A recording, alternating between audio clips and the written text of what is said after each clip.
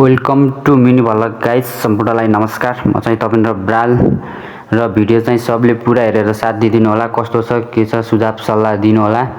र हामी राजकोटको सिउना गाउँबाट 1 घण्टा हिँडेर विशाली लेकतिर आइसकेका छौं र जुन तपाई देख्न सक्नुहुन्छ पछाडि स्याउको बगैँचा र यहाँ धेरै चीजहरू पाइन्छन् जुन आरु, ओखर, स्याउ र नास्पाती हरू पाइन्छन् जुन तपाई पछाडि देख्न सक्नुहुन्छ। हामीले आज स्याउको बगैँचाको चाहिँ भिडियो बनाइसकेका छौं। एकदम यसरी फलेका छन्, पुरै छोड्दिनु तपाई स्याउ। र तपाई कतिपय लेकतिर विशाली लेकतिर आउनु भएको छ र राजकोट चाहिँ घुम्न आउँदाखेरि एकखेरी विशाली लेकमा चाहिँ आएर तपाई एकदम घुमेर जान सक्नुहुन्छ।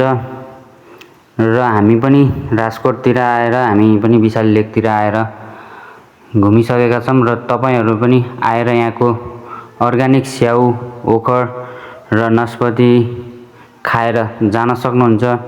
र यो भिडियोलाई लाइक, कमेन्ट, शेयर गरेर सबैले साथ दिदिनु होला। र स्याउ यसरी फलिरहेका छन् जुन तपाई देख्न सक्नुहुन्छ। र जतिपयले नि पुरा भिडियो हेर्नुभयो उहाँलाई धन्यवाद।